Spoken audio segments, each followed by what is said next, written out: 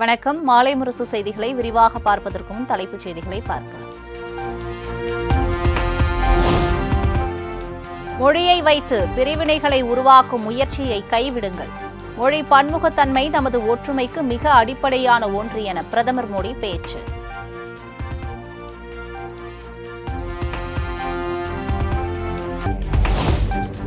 கல்வியில் அரசியல் செய்வது நீங்களா நாங்களா என மத்திய அரசுக்கு முதலமைச்சர் மு.க.ஸ்டாலின் கேள்வி. நிதியை தரமாட்டேன் என்று பிளாக்மெயில் செய்வதற்கு பெயர் அரசியல் இல்லையா எனவும் விளாசல். கல்வியில அரசியல் செய்ய வேண்டாம்னு அறிவுரை சொல்கிறார். நான் கேட்கிறேன்,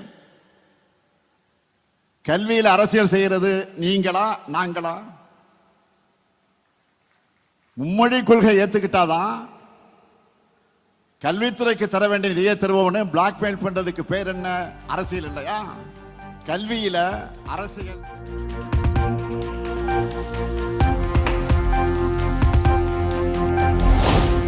தமிழ்நாட்டிலிருந்து வரி தர முடியாது என்று சொல்ல ஒரு நொடி போதும் என மத்திய அரசுக்கு முதலமைச்சர் மு.க.ஸ்டாலின் எச்சரிக்கை.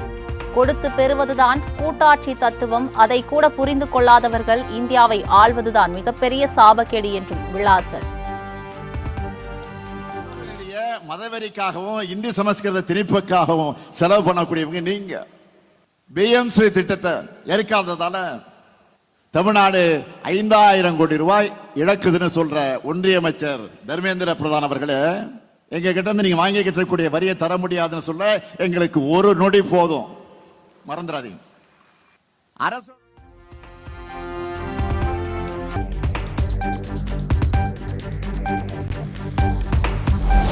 தமிழ்நாட்டை எப்படியெல்லாம் வஞ்சிக்க வேண்டும் என திட்டமிட்டு செயல்படுகிறது மத்திய அரசு.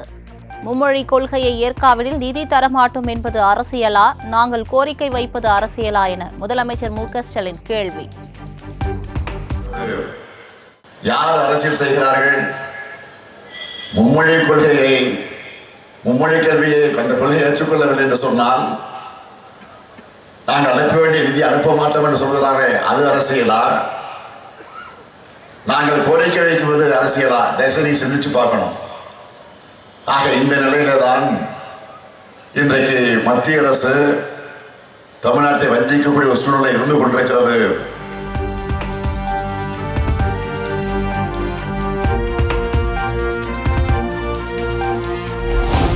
புதிய கல்விக் கொள்கையை ஏற்காவிடில் 5000 கோடியை தமிழகம் இழக்க நேரிடும் என மத்திய அமைச்சர் கூறுவது அதிர்ச்சி அளிக்கிறது. மத்திய அமைச்சரின் பேச்சு தமிழக மக்களிடையே கோபத்தை ஏற்படுத்தியுள்ளதாகவும் எடப்பாடி பழனிசாமி கருத்து.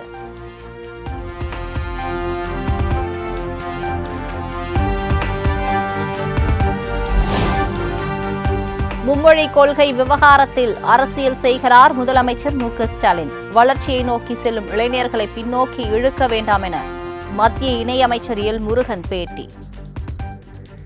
நான் ஞாபகப்படுத்துறேன், இது 1965 கிடையாது. இது 1965 கிடையாது. இன்றைக்கு இளைஞர்கள் வளர்ச்சியை நோக்கி இருக்கின்ற இளைஞர்கள், இன்றைக்கு இளைஞர்கள் முன்னேற்றத்தை நோக்கி இருக்கின்ற இளைஞர்கள், இன்றைக்கு இருக்கின்ற இளைஞர்கள் சர்வதேச அளவில் சாதிக்க விரும்புகின்ற இளைஞர்கள். அப்படிப்பட்ட இளைஞர்களை நீங்கள் இன்று இன்னும் பின்னோக்கி இழுத்து செல்ல வேண்டாம். அவர்களுடைய முன்னேற்றத்திற்கு, அவர்களுடைய வாழ்வு மேம்படுவதற்கு தமிழக அரசும் ஒத்துழைக்க வேண்டும்.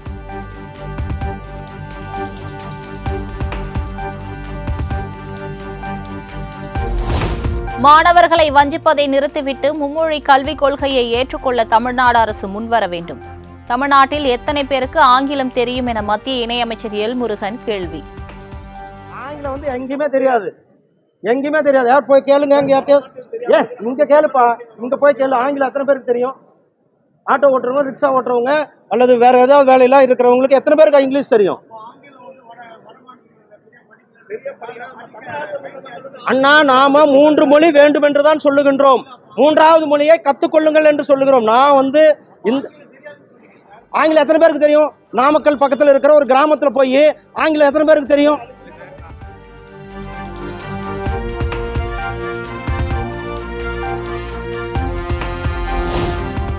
ஆன்மீகத்தை அரசியலாக்குவதும் கல்வியை அரசியலாக்குவதும் பாஜகவிற்கு கைவந்த கலை. எங்கள் பிள்ளைகள் மீது முதலமைச்சருக்கு இல்லாத அப்படி என்ன அக்கறை பாஜகவுக்கு உள்ளது என செல்வ பெருந்தகை ஆவேசம். அரசியலாக்குவதும் பாஜகவிற்கு கைவந்த கலை.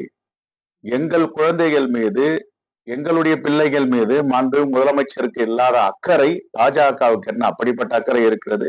இதுவரை எவ்வளவு நிதி கொடுத்தார்கள்? என்ன தமிழ்நாட்டு மீதும் தமிழ்நாட்டு மக்கள் மீதும் பாஜகவுக்கு அவ்வளவு பெரிய அக்கறை? எங்களுடைய முதலமைச்சருக்கு இல்லாத அக்கறை இவர்களுக்கு இருக்கிறதா? மாண்பு முதலமைச்சர் அவர்கள் சொல்லிய திட்டங்களை 90 விழுக்காடு இதுவரை நிறைவேற்றி இருக்கிறார். நிதி ஆதாரம் கிடையாது. நிதியே இல்லாத போதும் நிதி ஆளுமையை, நிதி மேலாண்மையை செலுத்தி சிக்கனமாக, பத்திரமாக தமிழ்நாட்டு மக்களுக்கு ஒரு காரியங்களையும் செய்து வருகிறார்.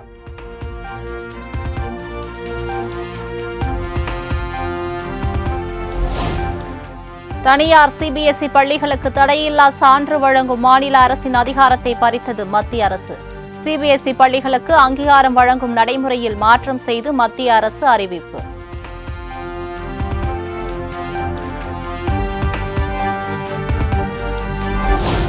முன்பதிவு செய்யப்படாத ரயில் பெட்டிகள் எண்ணிக்கை குறைப்பு என்ற தகவல் ஆதாரமற்றது என ரயில்வே நிர்வாகம் விளக்கம்.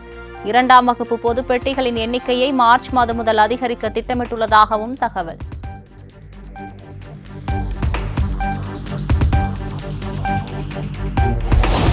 ஆளுநருக்கு எதிரான தமிழ்நாடு அரசின் வழக்கில் எழுத்துப்பூர்வமான வாதங்களை உச்சநீதிமன்றத்தில் சமர்ப்பித்த ஆளுநர் தரப்பு. ஆளுநர் ஒவ்வொரு முறையும் அமைச்சர்களின் ஆலோசனையின்படி செயல்பட வேண்டிய அவசியம் இல்லை என வாதம்.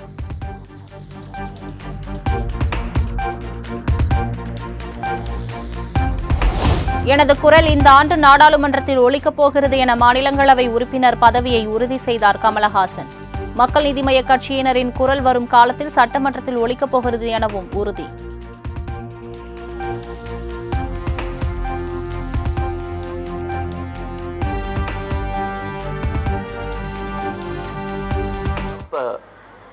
அந்த குழந்தைக்கு 8 வயதாகிவிட்டது.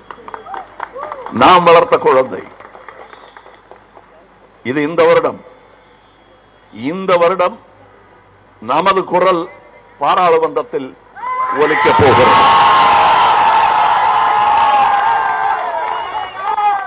அடுத்த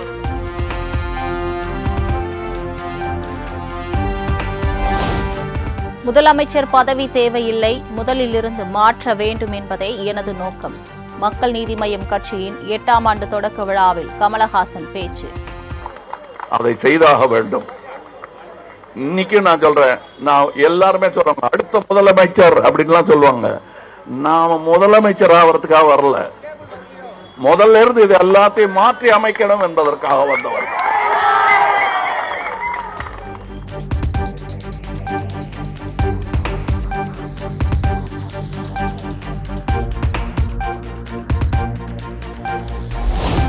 அண்ணா பல்கலைக்கழக மாணவி பாலியல் வன்கொடுமை வழக்கில் கைதான ஞானசேகரன் மீது 7 திருட்டு வழக்குகள் பதிவு.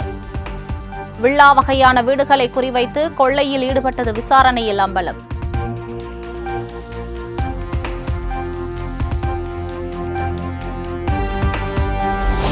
மிரட்டலின் அடிப்படையில் சீமானுக்கு எதிரான புகாரை நடிகை விஜயலட்சுமி திரும்ப பெற்றுள்ளது தெளிவாகிறது.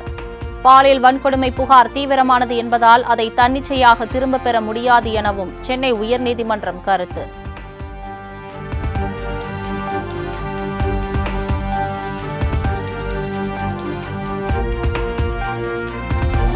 சென்னை உயர்நீதிமன்றத்தில் உள்ள 4 கூடுதல் நீதிபதிகளை நிரந்தர நீதிபதிகளாக நியமிக்க பரிந்துரை மத்திய அரசிடம் வழங்கியது உச்சநீதிமன்ற தலைமை நீதிபதி சஞ்சீவ் கண்ணா தலைமையிலான கொலிஜியம்.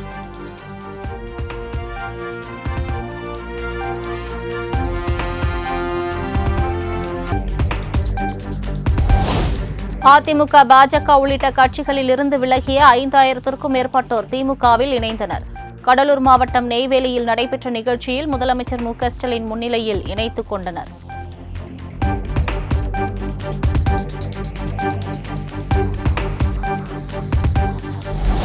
கடலூரில் 2வது நாளாக இன்றும் கள ஆய்வு மேற்கொள்ளும் முதலமைச்சர் மு.க.ஸ்டாலின். வேப்பூர் அருகே திருப்பெயர் கிராமத்தில் நடைபெறும் பெற்றோர்களை கொண்டாடுவோம் மாநாட்டில் பங்கேற்கிறார்.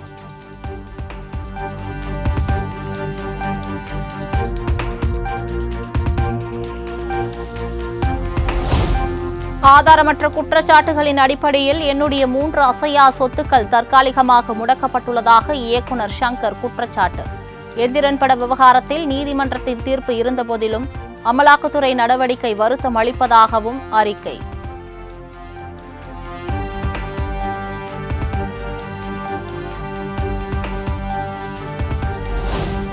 இன்று இரவு 10 மணி முதல் நாளை காலை 6 மணி வரை நீல வழித்தடத்தில் விம்கோ நகர் பணிமனை வரும் மெட்ரோ ரயில் சேவைகள் நிறுத்தம்.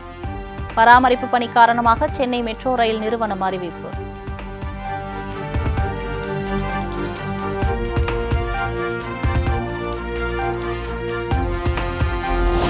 மதுரையில் எய்ம்ஸ் கட்டுமான பணிகள் தீவிரம். 2027ஆம் ஆண்டுக்குள் பணிகள் முழுமையடையும் என தகவல்.